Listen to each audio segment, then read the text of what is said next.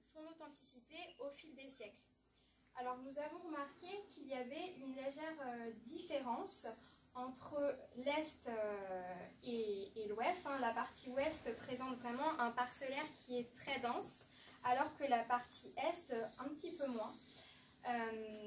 Mais on a vraiment cette cohérence architecturale, malgré, comme je vous le disais, la disparition de certains éléments et un remaniement de certains bâtiments.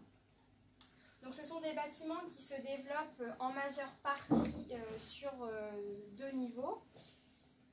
Sur deux niveaux, donc un rez-de-chaussée, un étage et parfois un comble. Quelquefois, le comble est aménagé par des lucarnes. Les bâtiments les plus anciens de cette rue sont reconnaissables par leurs matériaux, puisqu'ils sont entièrement construits en schiste. A contrario, les bâtiments plus récents ou anciens, mais difficiles à identifier car quelque peu remaniés, utilisent un autre matériau qui est la brique rouge. Donc ce sont des aménagements qui ont surtout lieu au XIXe siècle, puisque à cette époque, la brique est très en vogue grâce au développement de l'industrie. Et donc, dans cette rue, nous allons retrouver surtout l'utilisation de la brique dans les encadrements et pour les lucarnes. Comme vous voyez sur cette maison, c'est vraiment un très très bon exemple. Alors, dans cette rue se trouvent également des demeures imposantes, comme celle-ci, qui sont par leur architecture et leur taille très proches des manoirs, mais elles ne sont pas désignées comme telles. Donc ces demeures sont généralement datées du XVIIIe siècle et ont conservé des éléments architecturaux très anciens.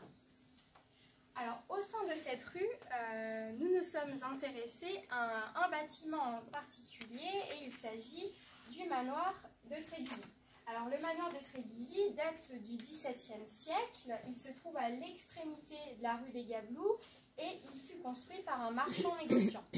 Donc c'est une propriété composée d'un ensemble de bâtiments disposés autour d'une cour, dotée d'un jardin et d'une chapelle, donc qui est la chapelle Notre-Dame de Bonport. Donc l'entrée se faisait autrefois par une très belle porte cochère qui aujourd'hui n'existe plus, ou du moins il ne reste plus que les deux piliers. Et donc voilà. En façade nord, nous avons une tour d'escalier que vous pouvez voir juste ici, qui est en demi hors œuvre. Donc cette façade nord donne sur une rue, et en façade sud, nous avons donc cette façade-là.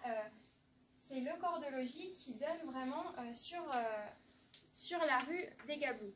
Donc ce que nous avons pu observer, c'est que c'est un bâtiment qui a été très peu modifié, à quelques exceptions près. Donc la façade sur cour que je vous montrais juste ici est une façade d'apparat et elle est particulièrement intéressante puisque nous décelons le soin qui lui a été accordé. Donc elle est organisée en 4 travées. Et ces travées sont quelquefois, donc entre la travée 1 et 2, et 3 et 4, ce sont des travées qui sont rythmées par des oculis.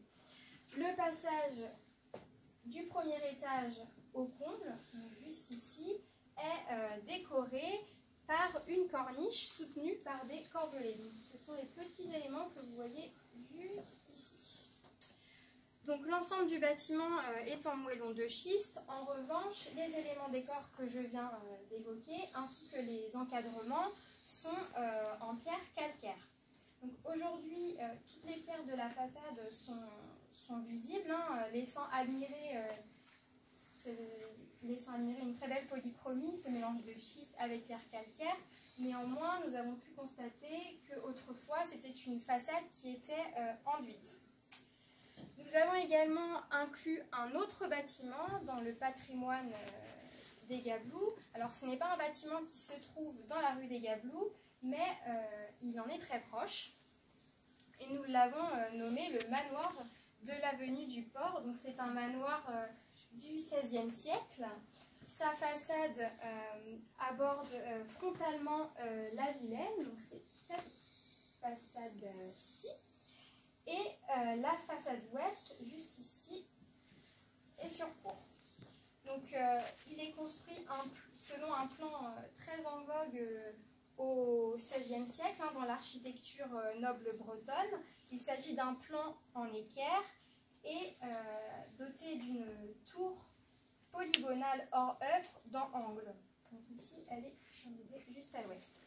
Cette même tour est coiffée d'une toiture haute et renferme un escalier à vis. Donc c'est un bâtiment qui a été énormément remanié, notamment dans son élévation. Les lucarnes que vous pouvez voir juste ici ne sont pas d'origine, et ce qui a induit la construction de ces lucarnes a induit une modification de la pente du toit, et toutes les autres ouvertures ont également été remaniées. Nous avons trouvé cette ouverture-ci qui est en pignon nord, qui est vraisemblablement d'origine, et elle nous donne sa taille et sa facture, nous donne vraiment un aperçu de ce à quoi pouvaient ressembler les autres ouvertures. Cette fenêtre a un encadrement en grès et a été mise en œuvre véritablement avec un grand soin, comme illustrent les pieds droits moulurés. Vous pouvez voir juste ici. Donc la disposition originelle du corps de bâtiment a été quelque peu modifiée par l'ajout notamment d'une extension que vous pouvez voir